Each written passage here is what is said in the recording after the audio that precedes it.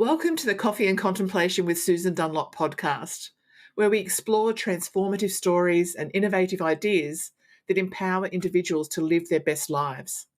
Today, I am thrilled to welcome Vicki Paris Goodman, author of To Sam with Love, a surviving spouse's story of inspired grief. Vicki's journey through grief after the loss of her husband Sam offers a unique perspective on finding hope and optimism amidst the loss of someone we love. Her story is not just about coping with grief, but about discovering new possibilities and embracing a life filled with meaning and purpose. So let's dive into how Vicki turned her personal tragedy into a beacon of inspiration and insights for others. Welcome, Vicki. Oh, thank you, Susan. Thank you for having me.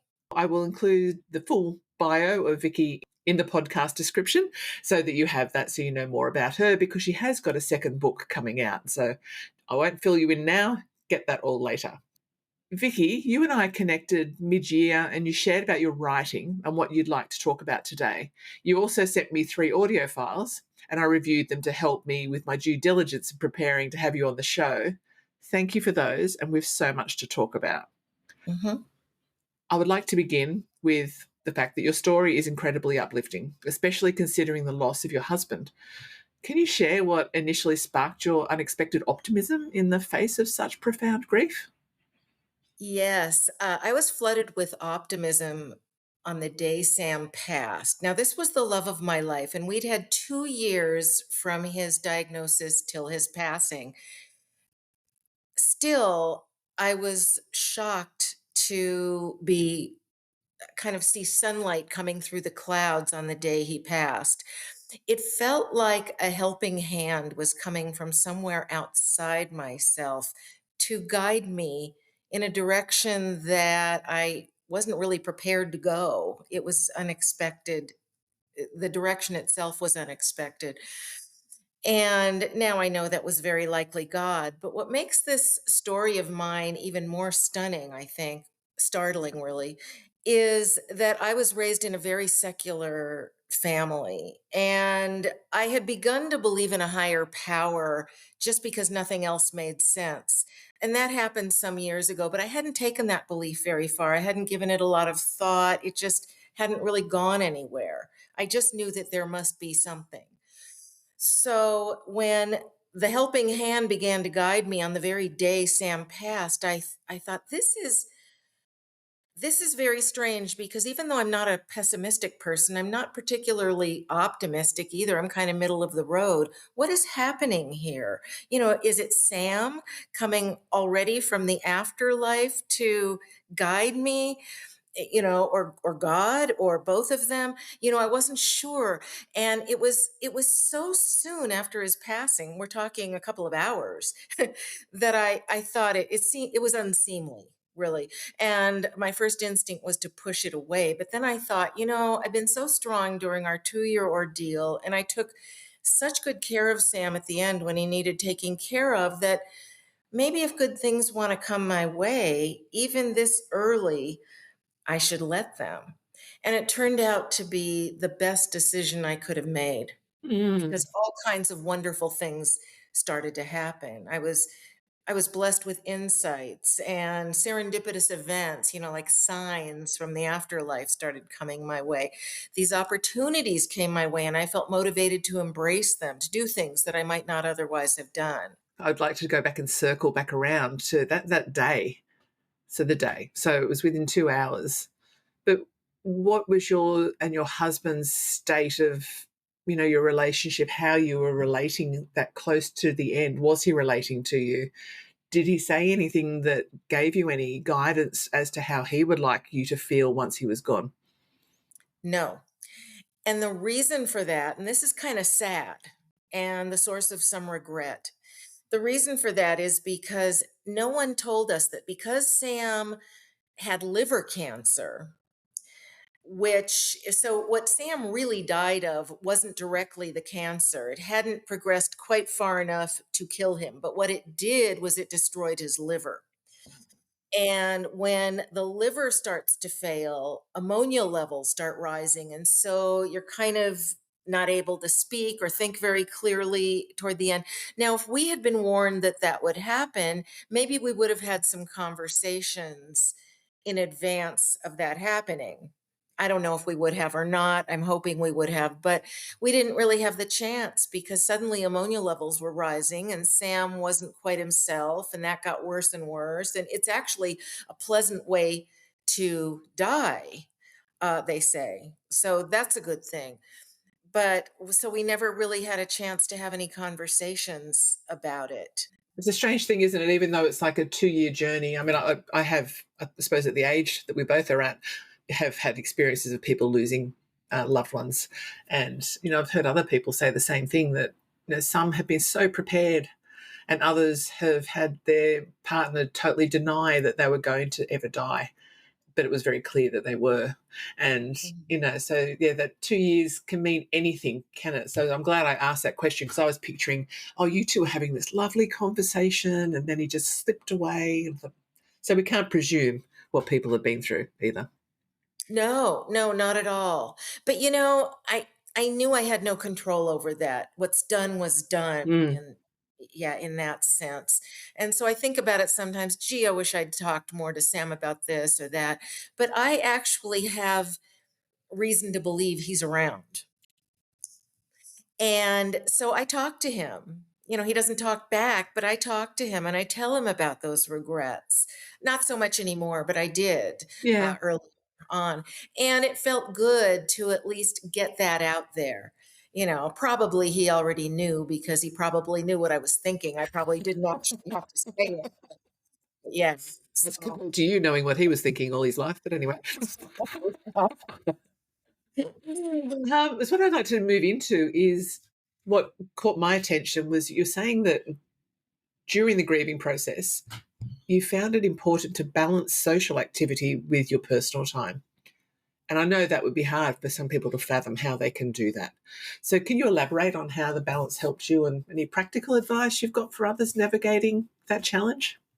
yeah, there's so much to this, but first of all, just the bare minimum would be strike a balance between activities and quiet time, meaning the activities being lunch with a friend, or in my case I rejoined the orchestra that I had played violin in before we got Sam's diagnosis, and I quit, so that I could be with him, and I quit several things.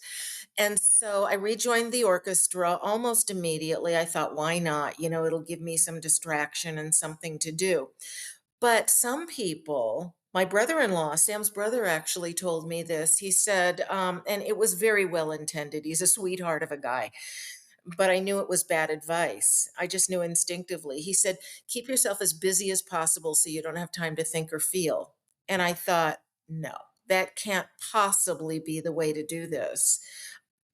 It seemed very natural for me to do some things that I could have fun and enjoy doing while processing what had happened to my life.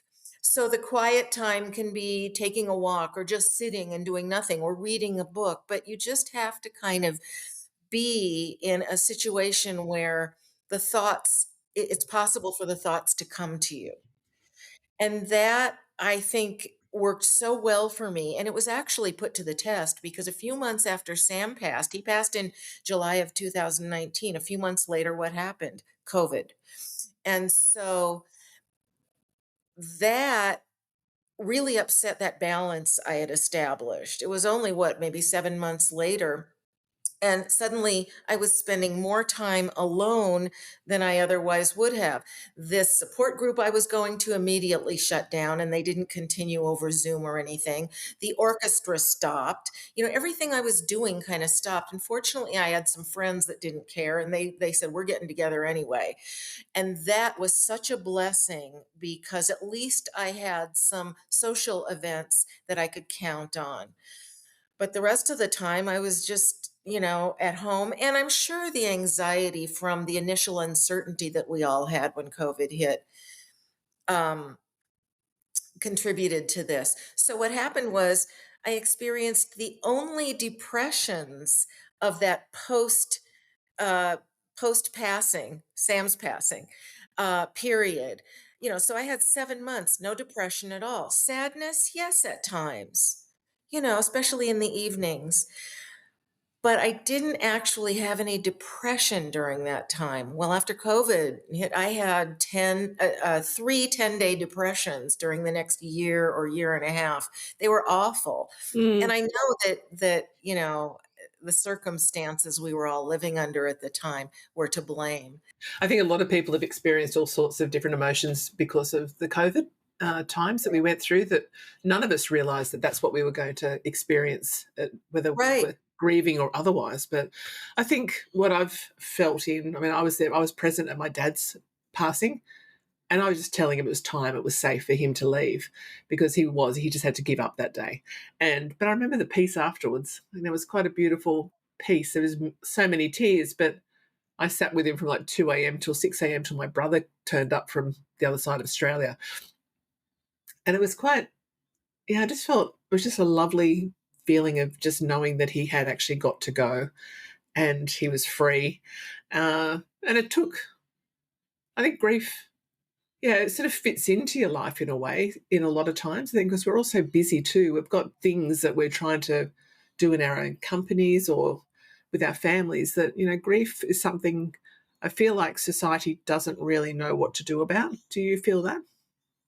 Absolutely. In fact, I think let me just put it this way. One of the best insights I received, I actually was blessed with this one after I published the book, and it's in the audio episodes.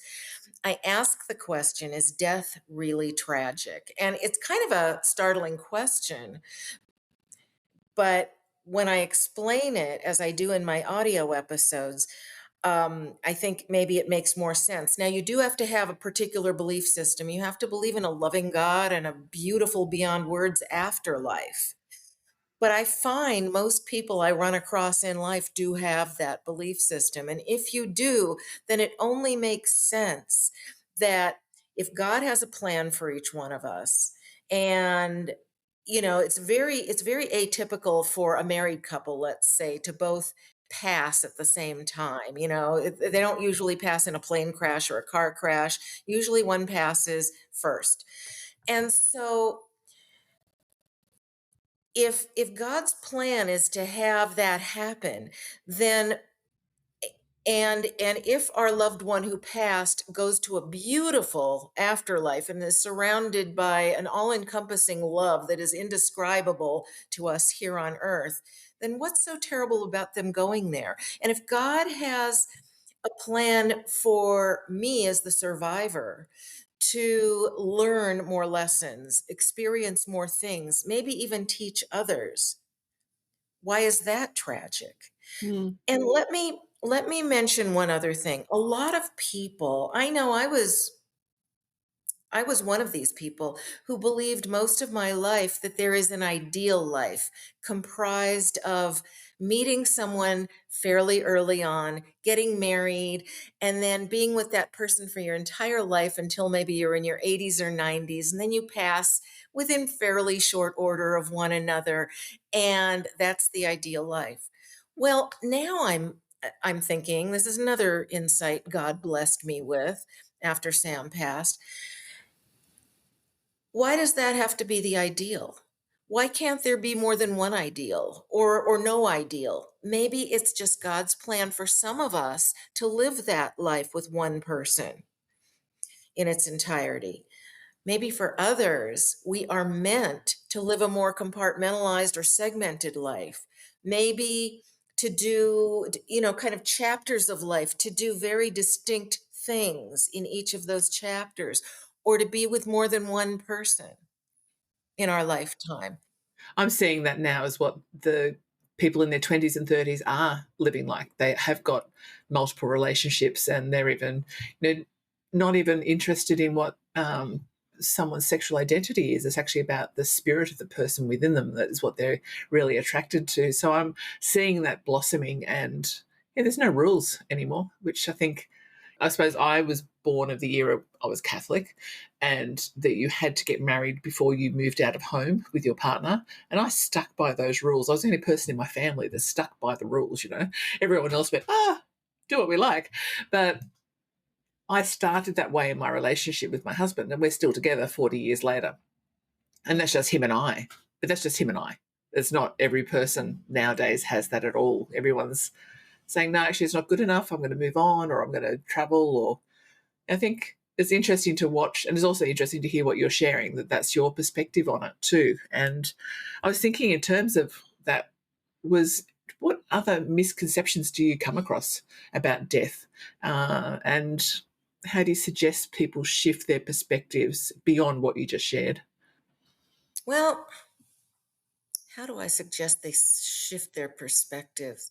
Well, I think if you do have this belief system, loving God, beautiful afterlife, God has a plan for us. Not that we don't have any free will, we do, but I still think there's a general plan for each one of us. It just seems to make sense.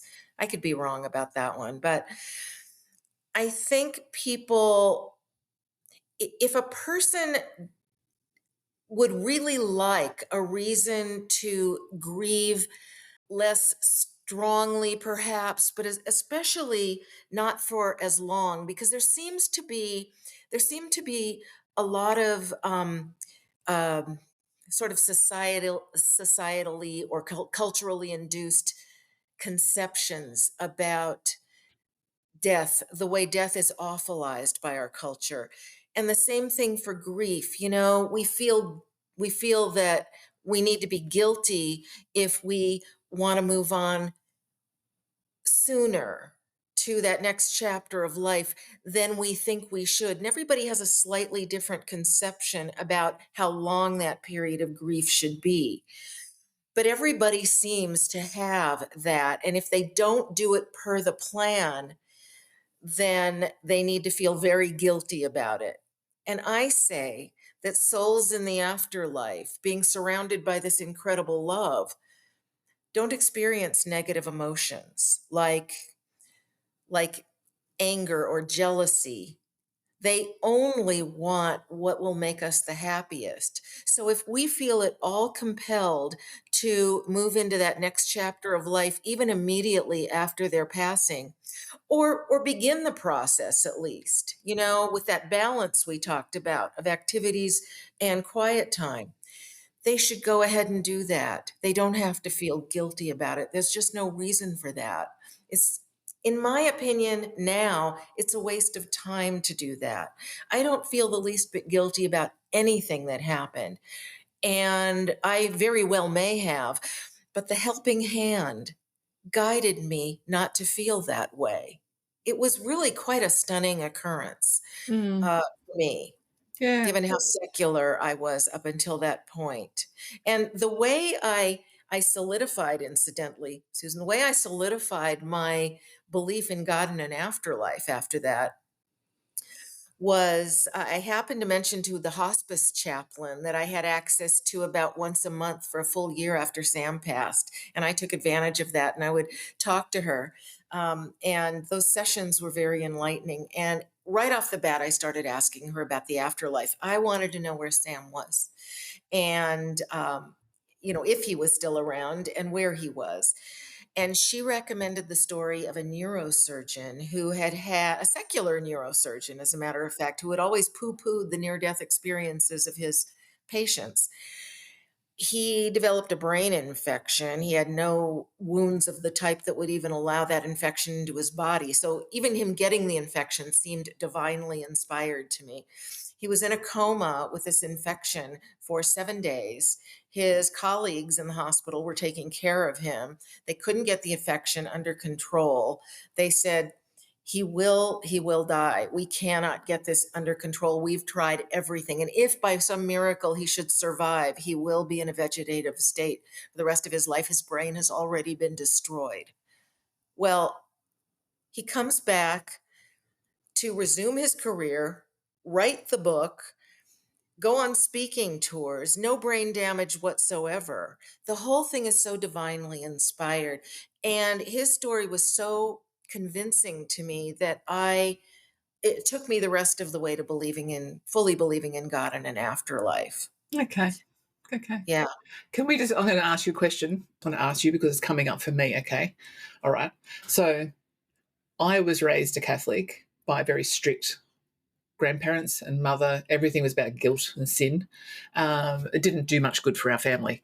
Our family was one that struggled with a lot of internal trauma in the family because we weren't allowed to talk. We were always scared that, we were going to go to hell, basically. So I've come from that origin. And then I raised my children in the Catholic faith. I went to the Catholic schools and I gave them something that they had a belief in something so that there was something there for them. I don't know that I have that anymore, though. I think because of the harm that was caused in the early days, when I'm listening to you, I know that my view of heaven is everyone before me is sitting up on a couch looking down on me, going, "What's she up to now?" I'm feeling judged, is how my feeling was. And I came across that and I have cleared that thought. But that was where I'd come to with my belief in God, was that I was being judged. What do you think about that? Well, if you read some of these near-death experiences, because I read a few more, not a lot, but a few more after I read the story of the neurosurgeon, and they have certain things in common that kind of make me kind of had the effect of making me questioning of some of the dogma of some of the organized religions. I still think, I mean, I don't want to put down organized religion. I was raised secular. I don't really have any judgments about it. All I can say is from reading these near-death experiences, which were my pathway to believing in God and an afterlife and in God having a plan for each one of us, it really there were certain aspects that were common to these near death experiences and certain ways in which they differed. And I kind of had some theories about all that, but I don't want to get into all that because we don't have the time right No, now. okay, no. But that's why I come from the place I'm coming from now, is primarily from what is reported in so many of these near death experiences. Um, you know, eh, Listen, I don't know what others think about all that, but it was my way of getting to where I am now, and it Yeah. seemed to make sense. I was a mechanical engineer. I don't come to believing in things that can't be proven very easily. I've always been a logical, analytical type, and here I read this story, and now I believe in these things. Mm. And I'm flooded with these notions. Most of us get thunderbolts of wisdom, maybe once every 5 or 10 years, and we think, oh, I'd never thought of that before. Oh, that's interesting. Maybe I should think on that some more. And, sometimes it's enough to change our belief system. Something just occurs to you. Well, this was happening right and left. It probably happened 10 times within the first year or two after Sam passed. And I thought, this is coming from somewhere else. This isn't Mm. coming within me.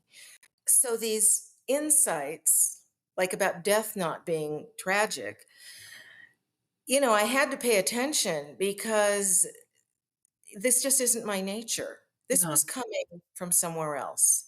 And I felt like maybe God had chosen me to be the messenger. I don't know. And the reason being, I thought, well, I was raised secular, which makes it all the more believable, perhaps, because I haven't been this way until very recently. I've spent an entire lifetime almost not believing in any of it. And so, and here I am to say these things. Plus, I'm very analytical, so I don't come to a belief system like this very easily. I speak fairly well. I write even better than I speak. Um, and so, maybe I have the skill set for God to have chosen me to get this message out there so Yeah. that people don't grieve so hard and so long.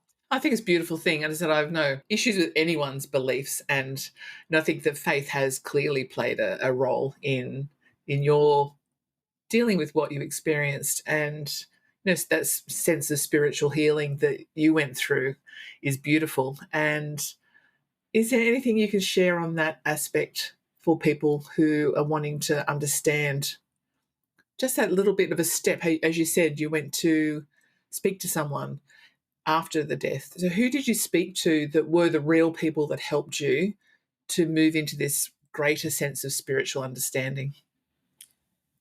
One interesting thing that happened is until COVID, I was going to this grief support group.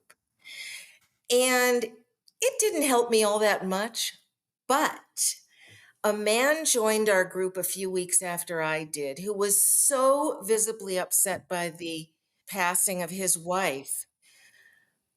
Because I had been speaking at this group pretty optimistically because of what we've already discussed happened to me starting on the day Sam passed. And there were insights coming in, and I was talking about all this. I wasn't talking like the usual person that goes to a grief support group. Now, when he came, he was so weepy. I thought, boy, I better tread lightly, here. So I tried to just talk about how it how I moved on more easily than I expected. And this is why. And I tried to speak in such a way on that first time he joined our group so that he wouldn't be offended at all, but I could maybe open up some possibilities in his mind. It was an experiment I thought would be worth having if I didn't offend him in any way. And so, I tried to come up with a way of presenting some of these ideas gently. Well, he told me a couple of weeks later. He almost immediately stopped crying. And a couple of weeks later, well, he was already baking cookies for our group every week. He was bringing cookies to the group after the first week. And he said, Vicki, you really made me consider another path forward. And it feels better than what I was expecting to go through. And I can't tell you how that made me feel.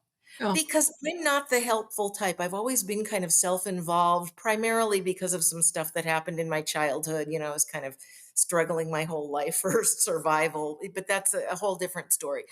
So I haven't been sort of outwardly focused. Um, and when it occurred to me maybe I could help him, or that maybe I had helped him, that was my first inkling that maybe I had found a way in my retirement, to help others, because I'd never been the volunteer type. I just never really been that type. And it felt so good. Even though I didn't know whether I could do it or not, at least I thought, well, I see a path to trying it out at least. So here I am, and you gave and that man hope. You gave him hope that he could I, actually see that there was an alternate path because I mean, there's obviously we have got buckets full of tears in us that have to pour out. And I think that's, to me, up to the stage of the funeral, all that has to come. Like you've got to get all those tears to waterfall down your face, I think. But after that, you gave him that next stage, which that's a beautiful thing. That was in part 2 of your series. You talk around that type of thing too, don't you? The audio series I found the interesting. yeah, part 2 was pretty much the insight about death not being tragic. Oh, And I do think that's very helpful to people if they can see that. yeah. It's just a part of life. Everybody's going to die. You can say, well, what about a child who passed? Well, maybe that child was more pure or more perfect than the rest of us and didn't have to live a life learning lessons. I don't know. And maybe was taken to the afterlife immediately, or not, if not immediately, then early in their life. I don't know the answer to that question, but again, I have thoughts about it, that some of which I just stated. So who knows? Mm. But I still don't think that going to the afterlife, this beautiful place to be with God and all of the beautiful things there, meaning you didn't get to live 70 years on earth first, maybe that's not so terrible because we all know life is hard. I saw we were in Isle of Man and watching the speed bikes racing around that island. So it was up near Ireland, and they race at like, I'm talking kilometres, but they race at like 300 something kilometres an hour through these narrow streets of these old cottagey towns, and they know that there is a risk that they will die. And I remember being on that and watching, they were doing a lap of, it was a practice lap, and a new young man whose wife and little baby was there, he died in that Mm. practice lap. But everyone afterwards was just like, you know what? He loved what he was doing. I'm so glad for him that he died doing something that he was doing that he loved. And I think it was a really interesting feeling in the tent. We were all there having beers, basically, in honor of him. But yeah, I think, gosh, I've seen that type of perspective, and I feel like myself, like I feel like there's spirit. I know there is spirit. I think I've just closed my old fashioned childhood picture of what heaven looked like when you used to see all those pictures in storybooks. So I think I've closed that out, but I do know there is something beyond here. And I think, my husband and I talk about it a lot that, if I lost him, I would be so deeply sad, but he's not worried about dying. Well, that's the bonus that comes from this belief system. If you truly embrace these concepts, you have no reason to fear death. And I think, as I say in one of the audio episodes, you know, I don't want to die today. I'm not afraid of it, but I still have things I want to do. I just finished writing my second book. I'm just about to send it out when we get done here today to some friends to have them read it before it gets published. I want to see it in print, and I want to, play more concerts with the orchestra, and I want to do more things with my friends. I want to travel more places. So it's not that, I wouldn't be disappointed if God decided to take me today, but I don't have to fear it anymore. No, And, that's a biggie. that's huge. It is huge. Yeah. I've highlighted in blue compared to yellow what I was going to talk to you about. Blue is your upcoming book, Speed Bumps. Tell me about it. Tell me a little bit about that.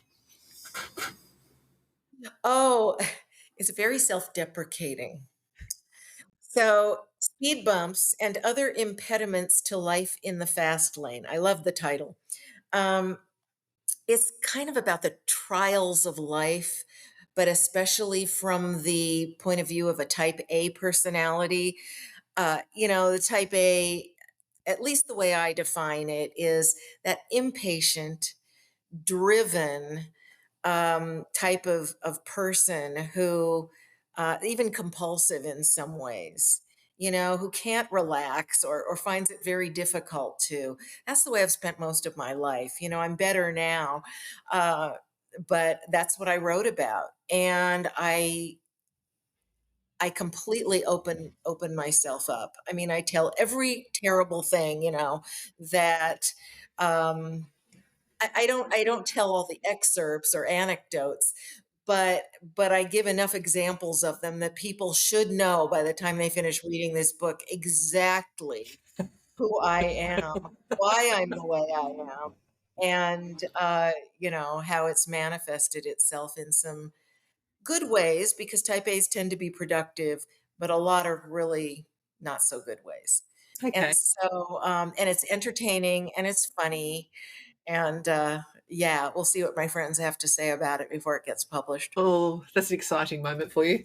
Can you share any memorable feedback or stories from readers of your book and your Oh, message? How it touched them? How do those stories reinforce your commitment to sharing this journey?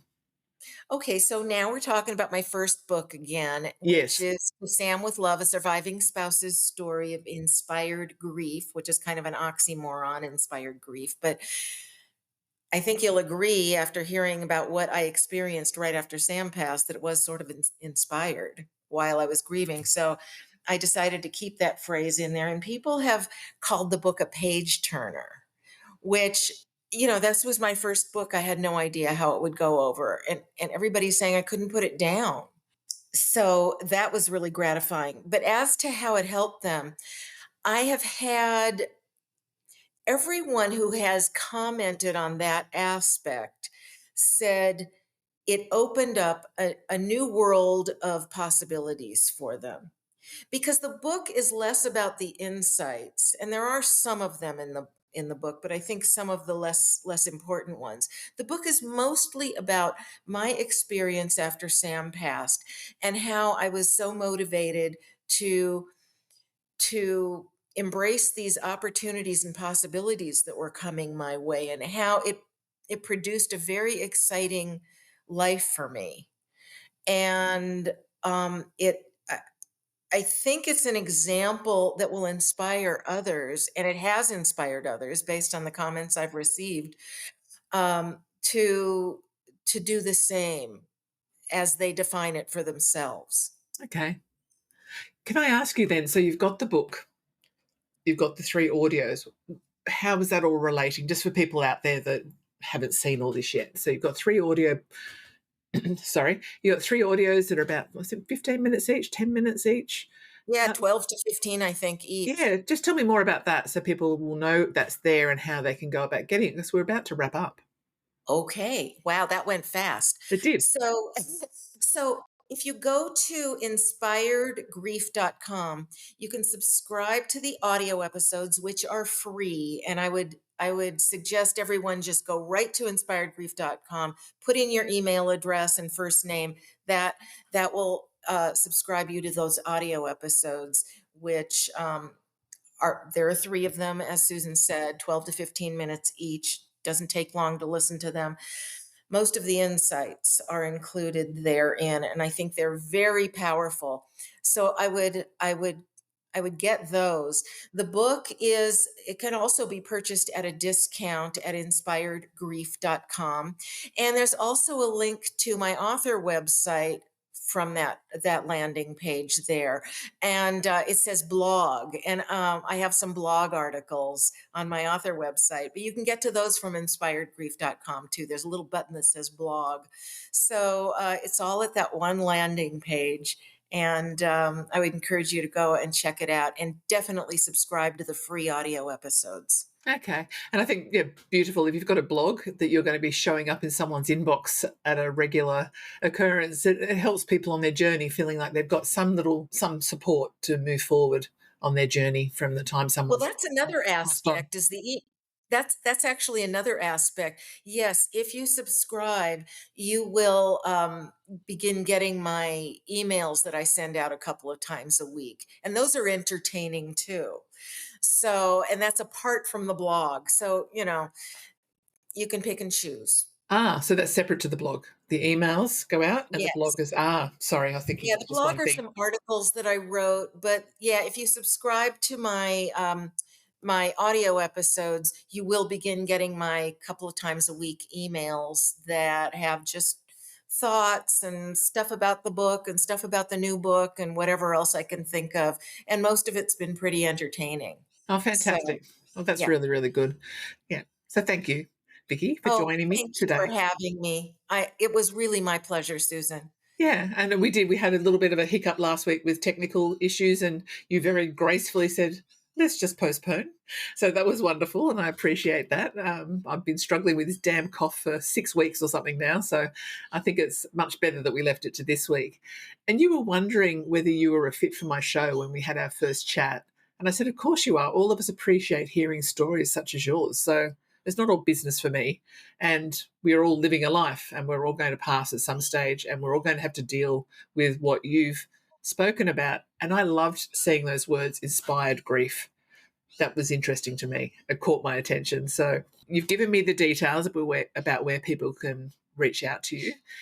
Is there anything else you'd like to end on? I don't think so. I think we've covered it. Well, maybe one other thing. If you do suffer the loss of a loved one, maybe be open to that guidance coming your way. Um, it might lead you in a direction that you didn't expect to be led, and it might be a very good thing. And be open to those opportunities that come your way, guilt free. Don't worry about the guilt. If opportunities start presenting themselves, maybe that's because you should embrace them. And Mm, just remember to create that balance between those activities and the quiet time. And don't be surprised if the activities, if you come away from those, come home afterwards, let's say, and feel kind of empty inside because that person that you used to share everything with isn't there anymore. It's okay. It's the best things can be for right now, yeah. and you can change that later on when you're ready. Oh, thank you. That's a beautiful way to end. Thanks, Okay. Vicki. Listeners, what was one key takeaway you got from this conversation today and all that Vicki has shared with us here? If you have any questions from today's episode, please send them to me via connect@susandunlop.com.au, or you can message me on LinkedIn, or I'm on Instagram as simply Lead, Believe, Create. I am forever thankful to my beautiful guests, such as Vicki, for allowing me to understand them more and to share their stories. Trust that you are blessed, even when you forget that you are blessed. Take care of yourself. I look forward to being back soon, and bye for now.